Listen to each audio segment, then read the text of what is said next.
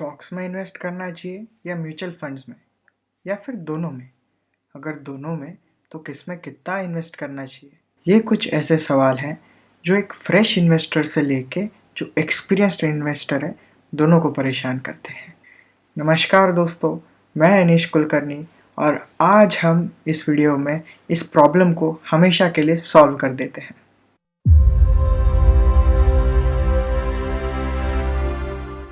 अब सीधा मुद्दे पे आते हैं, कौन बेटर है? स्टॉक ज़्यादा बेटर है या म्यूचुअल फंड्स? इसका कोई एक फिक्स्ड आंसर नहीं है। ये डिपेंड करता है आपकी सिचुएशन पे। यहाँ पे अब हम एक एग्जांपल लेते हैं, गाड़ी खुद चलाना बेटर है या ड्राइवर रखना? अब इस क्वेश्चन का आंसर आपकी सिचुएशन पर डिपेंड करेगा। क्या आपको गाड़ी चलाने का शौक़ है? क्या आप इंथुजियास्ट हैं? क्या आपको गाड़ी चलाने में मज़ा आता है या फिर आपको बहुत थकान होती है या आपको वो नहीं ही चलानी? क्या आप अफोर्ड कर सकते हैं एक ड्राइवर रखना? वो सेकंड बात हो गई। तो ऐसे बहुत सारे फैक्टर्स पे डिपेंड करेगा क्या गाड़ी खुद चलाना बेटर है या ड्राइवर रखना। म्यूचुअल फंड्स भी वही है। आपकी इन्वेस्टमेंट की गाड़ी तो चल रही है, स्टॉक्स में डायरेक्टली इन्वेस्ट करके आप वो खुद गाड़ी चला रहे हैं और म्यूचुअल फंड में आप किसी ड्राइवर को हायर कर रहे हैं और फिर आपकी गाड़ी चल रही है। म्यूचुअल फंड्स में इन्हें हम फंड मैनेजर्स कहते हैं। अगर आप गाड़ी चलाने के लिए एक ड्राइवर रखते हैं तो उसका पॉजिटिव क्या है? वो गाड़ी आपसे ज़्यादा अच्छे से चलाएगा क्योंकि वो एक प्रोफेशनल है, उसे उस चीज़ का एक्सपीरियंस है। उसका नेगेटिव क्या है? वो आपके जितना आपकी गाड़ी से प्यार नहीं करे। ये एक कॉन हो गया। चलिए अब इसी से हम म्यूचुअल फंड्स में इन्वेस्ट करने के प्रोज एंड कॉन्स डिस्कस कर लेते हैं। उसके बाद मैं आपको बताऊंगा स्टॉक्स में कितना पैसा लगाना चाहिए और म्यूचुअल फंड्स में कितना पैसा लगाना चाहिए। पहले मैं आपको एक म्यूचुअल फंड्स का थोड़ा सा ब्रीफ दे देता हूँ। अच्छा हाँ, और एक बात, अब इस वीडियो में मैं जब भी म्यूचुअल फंड शब्द का जिक्र करूँगा मैं इक्विटी फंड्स को रेफ़र करूँगा, तो इस बात का आप ख़ास तौर से ध्यान रखें। इक्विटी फंड्स का मतलब होता है कि वो भी स्टॉक्स में ही पैसा डालते हैं, न वो बॉन्ड या फिर कोई अलग एसेट नहीं खरीद सकते। अगर आपके पास ज़्यादा टाइम नहीं है या आपके पास उतने ज़्यादा पैसे नहीं है, यानी आपके पास उतना कैपिटल नहीं है, तो आप धीरे धीरे करके वो इन्वेस्ट करना चाहते हैं और वहाँ पे एएमसी होती है जो आपसे पैसा कलेक्ट करके स्टॉक मार्केट में लगाती है, जिसे हम सरल शब्दों में म्यूचुअल फंड का नाम देते हैं। चलिए अब म्यूचुअल फंड के प्रोज के बारे में डिस्कस कर ले। जैसा मैंने पहले बताया, म्यूचुअल फंड में आपका पैसा बहुत सारे एक्सपर्ट्स के द्वारा मैनेज किया जाता है। तो पहला पॉइंट वही हो जाता है, your money is managed by experts and certified people. क्योंकि म्यूचुअल फंड मैनेजर के पास बहुत सारा एयूएम है। एयूएम माने एसेट्स अंडर मैनेजमेंट। तो वो किसी भी कंपनी के ओनर से डायरेक्टली कांटेक्ट कर सकता है। ऑलमोस्ट सारे कंपनी के ओनर्स को चाहिए होता है कि एक म्यूचुअल फंड उनके कंपनी के स्टॉक में निवेश करे ताकि उनके स्टॉक प्राइस भी बढ़े। तो हो सकता है किसी म्यूचुअल फंड ओनर ने मुकेश अंबानी जी से भी कांटेक्ट किया हो। अभी कांटेक्ट करने के पीछे के रीजंस भी बहुत सारे होते हैं, जैसे कि क्वार्टरली रिजल्ट्स पे डिस्कशन, कंपनी के फ्यूचर प्लानिंग्स पे डिस्कशन। तो मैं यहाँ पे पॉजिटिव मान के चलता हूँ कि म्यूचुअल फंड मैनेजर कभी भी किसी भी कंपनी के ओनर से या सीईओ से डायरेक्टली कांटेक्ट कर सकता है, जो कि हम जैसे लोग नहीं कर सकते। क्या आप 500 रुपये में एमआरएफ का शेयर ले सकते हैं? नहीं, क्योंकि एमआरएफ के एक शेयर की प्राइस 80,000 के आसपास है। लेकिन आप एक म्यूचुअल फंड ढूंढ सकते हैं जो एमआरएफ में इन्वेस्टेड है और आप उसमें 500 रुपये डाल के एमआरएफ के शेयर का राइट एंजॉय कर सकते हैं। देन ईज़ ऑफ कन्वीनियंस, आपको पूरा दिन स्क्रीन के सामने के बैठने की कोई ज़रूरत नहीं। वो सारा काम फंड मैनेजर का है और उनकी टीम का है।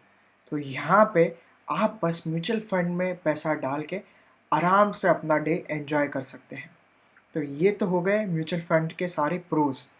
अब आते हैं म्यूचुअल फंड्स के कॉन्स पे। अभी स्कोर बोर्ड देख लीजिए, म्यूचुअल फंड्स है 4। आइए अब थोड़ा म्यूचुअल फंड के कॉन्स के बारे में डिस्कस कर लेते हैं। प्रो की पहले पॉइंट में जैसा मैंने आपको बताया था म्यूचुअल फंड मैनेजर्स कंपनी के ओनर्स से कांटेक्ट रखते हैं ताकि उन्हें मैनेजमेंट इंफॉर्मेशन मिले, लेकिन कंपनी के ओनर्स बहुत सारे सिचुएशंस में उनकी अच्छाइयाँ बढ़ चढ़कर बताते हैं और बुराइयाँ छुपा देते हैं। आखिरकार म्यूचुअल फंड मैनेजर्स है तो इंसान ही, उनसे भी गलतियाँ हो सकती है। तो यहाँ पे मैं access to the management information कौन यहाँ पे काउंट करूँगा। बहुत सारे mutual fund managers safe share में निवेश करते हैं।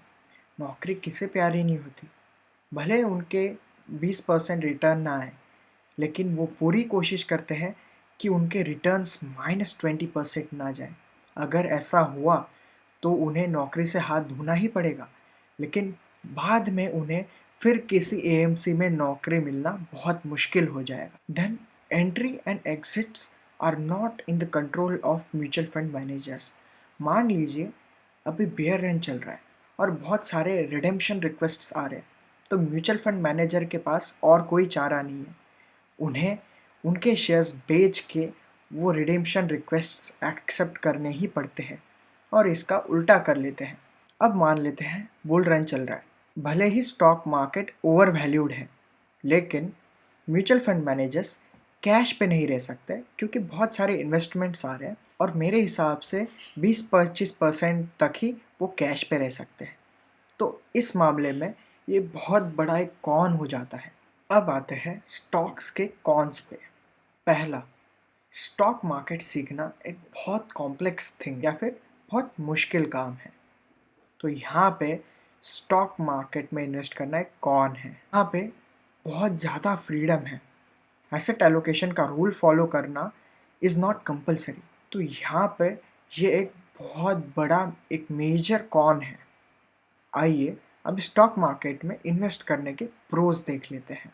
जैसा मैंने कॉन्स के पहले पॉइंट में बताया, स्टॉक मार्केट सीखना एक टीडियस जॉब है, लेकिन अगर आप हफ्ते में संडे के दिन फर्स्ट हाफ में किसी दो कंपनी के क्वार्टरली रिजल्ट्स पढ़ लेते हो तो आप पूरे एक इंडस्ट्री को समझ लेते हो। जैसा कि मान लीजिए अगर आपने बजाज ऑटो का संडे को फर्स्ट हाफ में सिर्फ 4 घंटे एक क्वार्टरली रिजल्ट पढ़ा या फिर ईयर ऑन ईयर रिजल्ट पढ़ा, तो आपने टू व्हीलर की सारी इंडस्ट्री समझ ली। तो मान के चलिए एक महीने में 4 वीकेंड्स होते हैं, तो आपने 4 इंडस्ट्रीज़ को थॉरली स्टडी किया। यानी अगर आप 4-5 साल तक ये चीज़ करेंगे तो आप दुनिया के 90% बिजनेसेस को समझ लेंगे। यानी ये ओवरऑल आपको एक नॉलेजेबल पर्सन बना देता है। तो ये एक बहुत बड़ा मेजर प्रो है स्टॉक मार्केट का। You can control entry and exits of stock market. जैसा म्यूचुअल फंड का एक बहुत बड़ा कॉन था कि एंट्री और एग्जिट्स फंड मैनेजर्स के हाथ में नहीं था बल्कि इन्वेस्टर्स के हाथ में था, लेकिन यहाँ पे एंट्री और एग्जिट आपके हाथ में है। स्टॉक मार्केट में पैसा बनता ही है हर्ड मेंटालिटी से अलग सोचने से। तो यहाँ पे एंट्री और एग्जिट्स आपके हाथ में है, तो ये बहुत बड़ा प्रो है। यानी डायरेक्टली स्टॉक्स में इन्वेस्ट करने के भी ज़ीरो और म्यूचुअल फंड्स थ्रू इन्वेस्ट करने के भी ज़ीरो। अब आपको देखना ये है आपको सूट क्या करता है। जिस इन्वेस्टमेंट पे आपका गोल डिपेंड करता है, जैसे आपको हायर एजुकेशन के लिए फॉरेन जाना है, आपके भाई बहन की शादी है, या आपके मम्मी पापा के लिए घर लेना है, जिन पे आप रिस्क नहीं ले सकते, ये पैसा आप म्यूचुअल फंड में लगा सकते हैं। जैसे मान लो आपको 50 लाख का घर लेना है, क्योंकि ये गोल ओरिएंटेड इन्वेस्टमेंट है तो आप इस पे ज़्यादा रिस्क नहीं ले सकते, इसीलिए ये पैसा म्यूचुअल फंड में लगाइए, क्योंकि वहाँ पे एक टीम ऑफ एक्सपर्ट्स है जो एक एफिशिएंटली पैसा मैनेज कर सकती है। लेकिन अगर आपके पास इसके अलावा या फिर सरप्लस है, या फिर आप स्टूडेंट हो जिस पे कोई रिस्पॉन्सिबिलिटीज़ नहीं है, चाहे वो पॉकेट मनी हो, तो आप ऐसे पैसे को स्टॉक मार्केट में लगा सकते हैं। वह ऐसा पैसा जो आप लूज़ भी कर दें तो भी आपकी फाइनेंशियल कंडीशन पे ज़्यादा फ़र्क नहीं पड़ेगा।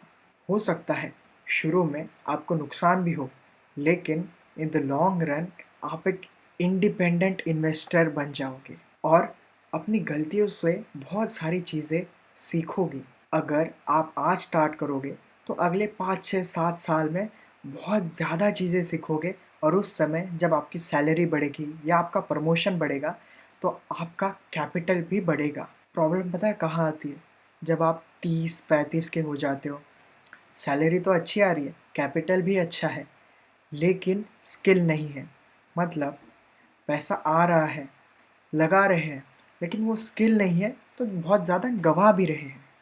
तो जब तक आप उस स्टेज पे पहुँचोगे, तब तक आप बहुत सारी चीज़ें सीख जाओगे। अगर आपको ये वीडियो अच्छा लगा हो, हेल्पफुल लगा हो, तो प्लीज़ अपने फ्रेंड्स, फैमिली मेंबर्स के साथ शेयर कीजिए बिकॉज़ ट्रस्ट मी ये कन्फ्यूजन बहुत सारे लोगों को है। This is Anish Kulkarni signing off.